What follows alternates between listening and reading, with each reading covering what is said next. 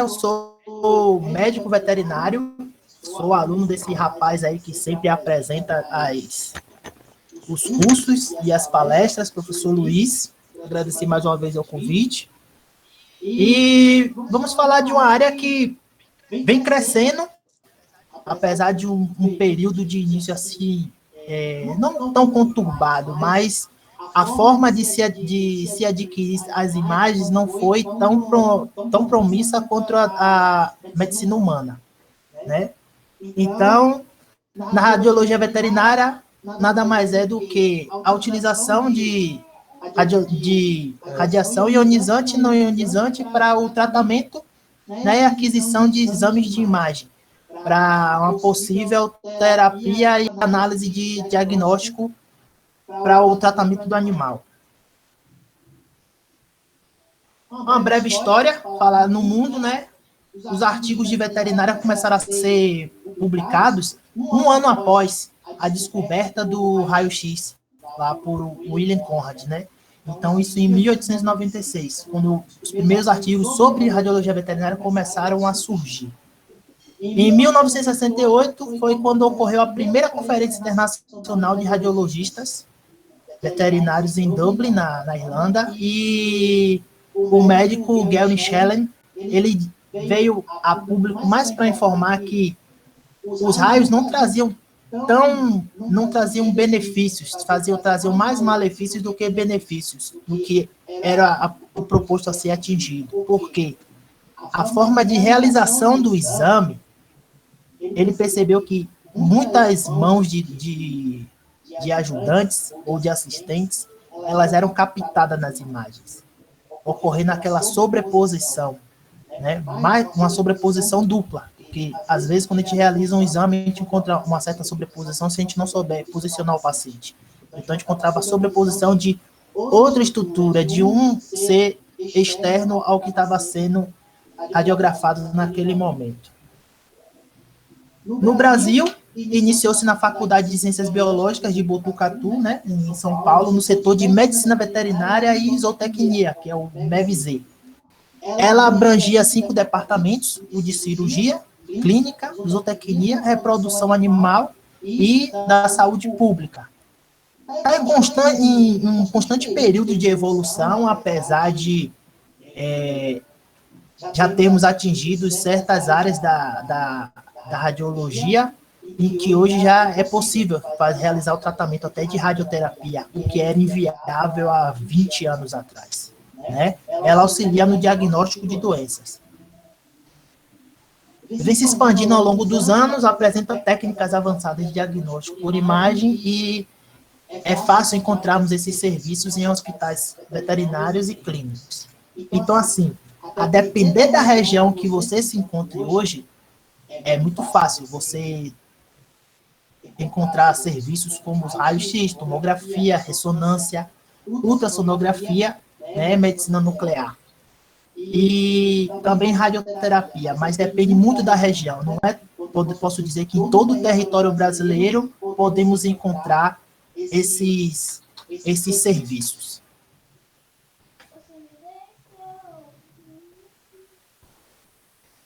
Ela veio para ajudar na suspeita clínica, para a gente poder fechar melhor o diagnóstico do paciente e iniciar, assim, um tratamento ou uma cirurgia de urgência, se caso fosse necessário, né? Existe uma grande facilidade de execução do exame e podemos encontrar também equipamentos fixos e portáteis. Podemos, a vasta gama de diagnóstico que podemos dar através dos exames de radiologia podem ser fraturas, hérnia de disco, luxações, tumores, metástases, processos obstrutivos no trato gastrointestinal, né, e urinário. Hérnia de disco, a gente costuma mais encontrar, assim, em cães da raça Dutch Hound, que é o famoso salsichinha. Com o tempo pode ocorrer o processo de espondilose anquilosante, né, que é a protusão do disco intervertebral, ou a formação da hérnia de disco, devido ao período, o tempo de idade. Porque o animal vai envelhecendo, ele tende a engordar. E aí, como ele é comprido, ou seja, o eixo de concentração, ele termina ficando espaçado. E aí o animal tende a apresentar problemas na coluna.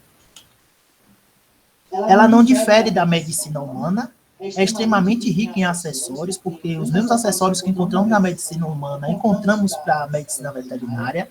É importante ter o conhecimento do equipamento, porque se a gente não souber manusear o equipamento, a gente pode gerar um certo prejuízo para a empresa. E aí, se a empresa vive daquela rotina de exames, e aí se vem a apresentar algum problema, logo isso ficará difícil, né? Porque a máquina vai para manutenção, e aí como é que aquela empresa vai seguir, se ela não tiver outros serviços a prestar? Deve-se oferecer segurança para todos os presentes no setor de radiologia, tanto para o técnico, que não encontramos tanto assim nas clínicas veterinárias, geralmente é o médico veterinário que realiza, tá? Não temos técnicos. Isso foi algo que eu não presenciei, mas eu escutei da veterinária que estava fazendo a entrevista comigo. Auxiliar de sala, que geralmente é um enfermeiro que já trabalha na clínica, e até mesmo o proprietário do animal, tá? Não ocorrendo, se não tendo EPIs de segurança para todos, deve-se decidir quem vai ficar na sala e utilizar. O restante se retirar no momento da realização do exame. Uma breve comparação, né, anatômica, para percebermos que não existe tanta diferença entre os ossos dos animais, assim, os ossos não, mas as contagens de ossos, tanto no animal quanto no homem. Diferenciando ali apenas as aves, no caso da galinha, que apresenta 14 vértebras cervicais, né, 14 lombares e 14 sacrais. Mas assim, o flamingo apresenta muito mais vértebras do que a galinha cervical. Tá? Apresenta 25 vértebras cervicais. A girafa, se alguém estiver se perguntando ou for perguntar, a girafa apresenta apenas 7 vértebras cervicais. A diferença está no comprimento. Tá certo?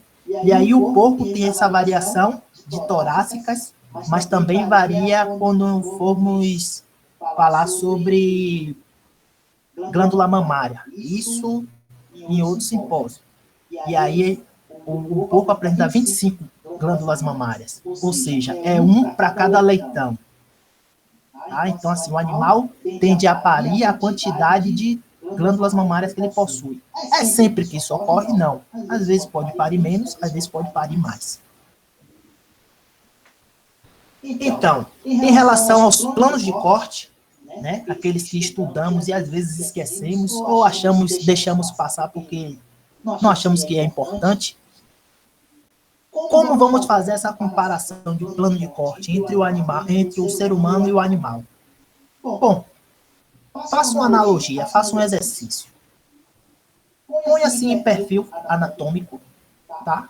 Os olhos voltados para frente, as palmas das mãos estendidas ao lado, as palmas da mão voltadas para frente e os braços estendidos ao longo do corpo, a abertura das pernas na direção da largura dos ombros, e aí o cão. Como é o perfil anatômico do cão? De 4, né, em estação, olhando para frente, cauda apontando para trás. Mas, César, isso está estranho. Não, pegue o cão e ponha bípede. Tá? Ou seja, os membros anteriores vão para o lado do corpo, né, e a cabeça vai estar olhando para frente. Então, assim, podemos dizer que nessa analogia é muito mais fácil. Eu senti muito mais facilidade quando eu vim da veterinária para o técnico de radiologia, estudando a parte humana, anatômica, eu achei muito mais fácil fazendo essa conversão. E os planos são os mesmos, os planos frontais, né, que divide a parte da parte ventral da dorsal, o plano transversal, que é superior e inferior, e o plano sagital, separa o lado direito do lado esquerdo. No animal é muito fácil. quando você alisa a cabeça do animal e desce para as costas, né? Então ali você visualiza o plano dorsal e abaixo na barriga o plano ventral. Lá, logo, já está apontando para baixo, ou seja, o ventre. Né? E cranial, tudo que aponta para a cabeça. Caudal, que aponta para a cauda. Tá certo? E lado direito e esquerdo. Sem complicações. Tá tranquilo até agora? Tudo tranquilo, mestre. Mete dança. Então, vamos seguindo. Então, vamos lá. Todos já estão familiarizados com os EPIs, né? As luvas de chumbo, o avental, os protetores de tireoide, os óculos pumbíferos, né? E aquele avental protetor das gônadas. E assim, na veterinária eu ainda enfatizo muito a utilização de luvas de procedimento. Por quê? Existem doenças de pele que afetam os animais, que podem ser por ácaros ou micro-organismos que não é visível aos nossos olhos, a depender de como seja. Às vezes, percebemos que a estrutura do pelo ela não está escarificada, ou seja, sem pelo. Né? A gente não percebemos lesões ali na região da epiderme. Então, o animal a olho nu, assim, o animal está sadio. Mas é muito bom evitar, porque às vezes o animal está com algum ácaro que nem o proprietário sabe e a lesão ainda não começou a ser iniciada. E aí é capaz da gente, fazendo carinho no animal para deixar ele quieto enquanto vamos realizar o exame, depois acabarmos coçando a sobrancelha, o cabelo. E aí, assim, existe tanto homens quanto mulheres que têm a vaidade, né? De cuidar do corpo, do cabelo e tudo. Ter o visual sempre bonito. Mas digo a vocês, para esse tratamento é complicado, porque é tratamento zero pelo. É tópico mesmo, ou seja, vai ter que raspar a cabeleira bonita. Então, assim, para evitar esse risco, usem luvas de procedimento. E a cada animal utilize uma nova luva, tá? Porque você pode acabar levando uma doença de um animal para outro que estava sadio e vice-versa. Então, radiografia de pequenos animais, né? Podemos utilizar a técnica livre, como a imagem da direita, ou a técnica book, né? Que é a imagem da esquerda. E aí podemos analisar, César, você falou da luva de procedimento. Pois é, nem todo mundo usa. Então, vocês, quando estiverem no setor, por favor, usem. Evitar riscos.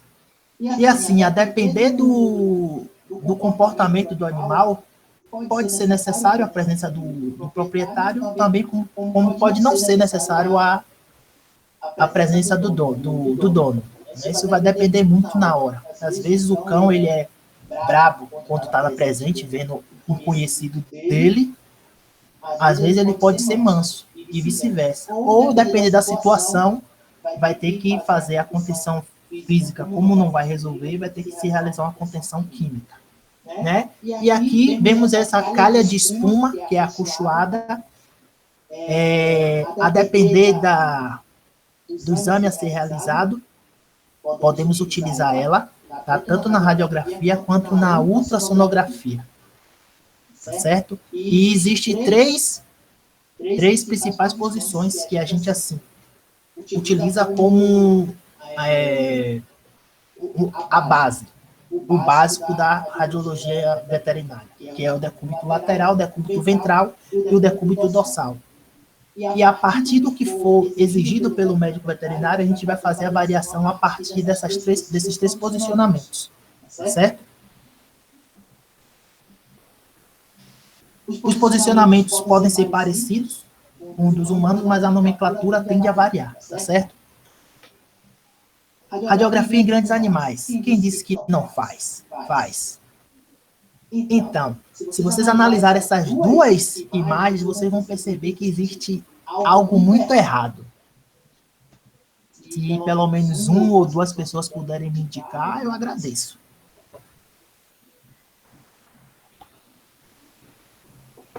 Alguém?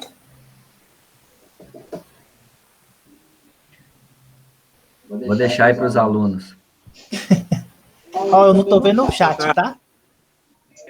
Não tem proteção no segundo cavalo ali e o médico, o radiologista tem proteção de luva também. Tá, tudo bem. Ótima análise. O que é que acontece? Quem falou é de que região? Por favor? Aqui de São Paulo, professor. Piranga. Pronto. Em São Paulo, aí na região onde você mora, existem muitos moradores de rua com cavalo? Não, bem poucos, viu, professor? Bem poucos. Poucos mesmo. Aqui em Salvador, a gente vê esses contrastes, né? O Velho Oeste na zona urbana. Então, assim, a questão vai variar do poder aquisitivo do proprietário. Quando o proprietário tem condições, onde é que ele vai levar? Ele vai levar na clínica. Ele vai pagar o transporte, o deslocamento do animal dele até a clínica. Tá? Então, lá, o animal vai passar por total supervisão dos veterinários auxiliares. Tá? Então, vai estar todo mundo paramentado. Todo mundo com seu EPI de segurança. É o que acontece na foto do cavalo branco. Geralmente, animais de grande porte, no caso dos animais, são onde são mais exigidos, assim, pedidos, né, solicitados, os exames são para membros, porque são animais atletas, né, tá sempre correndo, disputando alguma competição, e geralmente para visualizar se corre risco de fratura, certo? E se tem alguma situação de anormal com o osso. Já na foto do cavalo ali marrom, né, percebemos que os proprietários solicitaram a presença do médico veterinário na residência. O médico veterinário carrega com ele apenas o seu EPI de segurança. Então, assim, a gente sabe que o proprietário lá ele vai tomar a dose, porque o médico ele não pode segurar, realizar tanto o exame de radiografia quanto segurar o RI. E alguém vai ter que fazer isso. Certo? E aí vai ocorrer aquela exposição à radiação. Ah, vai ser uma vez? Vai. Mas paciência, ele não pode andar. Tipo, quantas pessoas tem na sua casa? Quantos vão te ajudar? Vou levar tantos EPIs. Isso não acontece. Isso não acontece. Tomografia computadorizada. É um exame que funcionalmente ele é igual ao raio-x, porque ele utiliza os mesmos raios para a obtenção da imagem, sendo que no raio-x é uma radiografia para uma parte do corpo, né, para um local, enquanto que na tomografia são 600 cortes para serem analisados. Então, assim, quando vamos realizar a tomografia, tanto no animal quanto no ser humano, podemos ocorrer a obtenção de 600 cortes, né, que podem ser analisados com apenas um disparo, enquanto que na radiografia, se quisermos analisar os mesmos 600 cortes, teríamos que efetuar 600 disparos. Né? Então, assim, já é uma diferença discrepante, mas que a obtenção para a imagem é utilizada os mesmos raios-x, de um para outro. E aí, podemos analisar um guepardo. Não, guepardo não, leopardo. Por quê?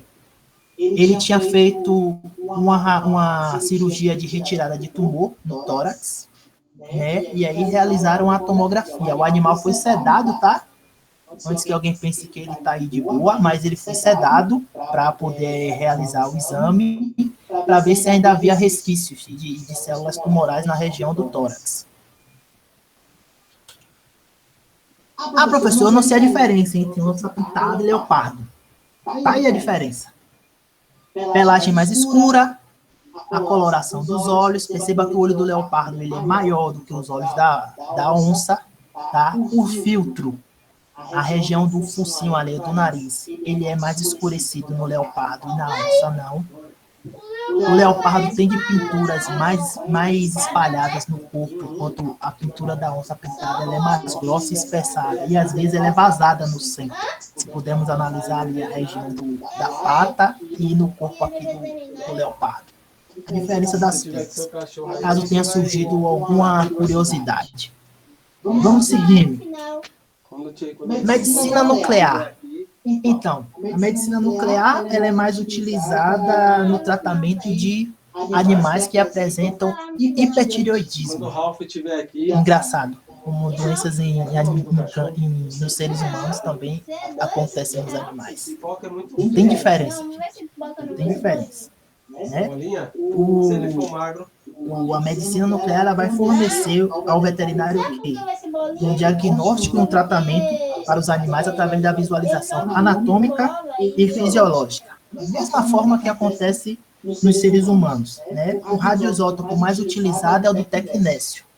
Aquele mesmo que é obtido através do molibdato de sódio lá no gerador de Ipentec. Certo? Que o eludido seria o material eludido seria o tecnécio, tá certo? Que é o pertecnetato de sódio, tá? Porque apresenta uma meia-vida de 6 horas e a eliminação é em 24 horas. Podemos realizar exames como cintilografia óssea, renal e até mesmo pulmonar, tá? Ele, como eu falei, utilizado para hipertireoidismo geralmente em gatos, acomete a maioria dos gatos, né? E o tratamento do hipertireoidismo realizamos a iodoterapia, que é o iodo 131. Em casos de cães, como labrador, golden, schnauzer, box, esses animais de 1 a 8 anos, eles têm a predisposição a ter hipotireoidismo. Certo? Mas assim, caso ele não apresente nesse período, ele pode apresentar ao longo da vida, porque é predisposição dessas raças. Então, assim, existem cães que têm predisposição a uma certa doença. E isso é inevitável. A gente nunca vai ter um animal, eu quero um animal que não fique doente nunca. Que seja completamente sadio. Isso não existe. Tá certo? Aí eu vou falar do Chihuahua. Chihuahua é o melhor cão do mundo, que o nego disse. Aquele mesmo que parece com bicho, a gente não sabe a diferença, mas a diferença está na conformação do corpo e na cabeça. O Chihuahua não é estressado como o Pinscher, não é 100%, não é 99% tremedeira e 1% valentia, mas ele pode apresentar problemas renais, tá certo? E apresentar problemas de quadril. Nem sempre. Mas percebemos que nem todo animal está isento de ficar doente. Vamos seguindo. Ultrassonografia e radiologia veterinária. A ultrassom, ela não é realizada por técnicos, tá? É o único exame realizado pelo profissional, pelo médico, tá? Assim não seria diferente na ultrassonografia. Da ultrassonografia, que ela também é conhecida como ecografia, né? Exame realizado com transdutor que emite e capta ondas sonoras por meio de contato com o corpo. E às vezes, quando ocorre a reflexão ou emissão de uma onda contrária, damos o nome de ecografia, né? Ecografia não, ecogenicidade. É isso quando ocorre quando a onda reflete ou deixa passar algo captado pelo transdutor, que pode ser em relação ao tecido, um órgão ou líquido. Lembra daquela calha que falei que a gente pode utilizar também na radiografia? Ela aqui, ó. O animal está ainda cúbito dorsal, né? Mais acomodado. E aqui podemos notar que pode ser o membro do proprietário ou do auxiliar, enquanto o médico está realizando ali, provavelmente, a avaliação do ovário e útero, saber se o animal está prenho ou não. Tá? Não é só em questão de sistema reprodutor que realizamos imagens. Tá? Realizamos a ultrassom abdominal, vesícula urinária, podemos utilizar o ultrassom. O ultrassom, ele, dependendo da situação, ele é muito mais viável economicamente, porque ele chega às vezes a ser muito mais barato do que até o raio-x, tá certo? Então, a depender da situação, o médico vai direcionar ó, o senhor precisa que o senhor faça uma tomografia, preciso que o senhor faça um raio-x, preciso que o senhor faça uma ressonância, para avaliarmos o que é que o seu animal tem. E a partir daí, do diagnóstico, direcionar o tratamento. Radioterapia e radiologia veterinária. Então, a radioterapia, ela evoluiu há uns 20 anos, de lá para cá, 2 décadas. Ela tem evoluído bastante. Por quê? Os primeiros equipamentos, eles não conseguiam fazer o tratamento se o câncer, o tumor estivesse mais profundo, tá certo? Então, assim, a profundidade que eles atingiam era pouca. Então, no início, inicialmente na veterinária, essa modalidade ela era limitada, né? E também tinha escassez de tratamentos de oncológicos. Aqui na Bahia, a gente não tem um centro especializado para radioterapia. Geralmente, o que mais acontece são tratamentos a partir de fármacos, tá certo?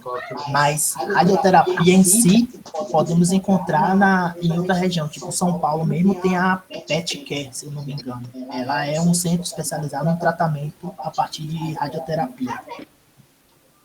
Né? E, como se diz, as doses de radiação utilizadas, elas são mais homogêneas, né? E diminui os efeitos colaterais, porque ela é mais distribuída homogeneamente.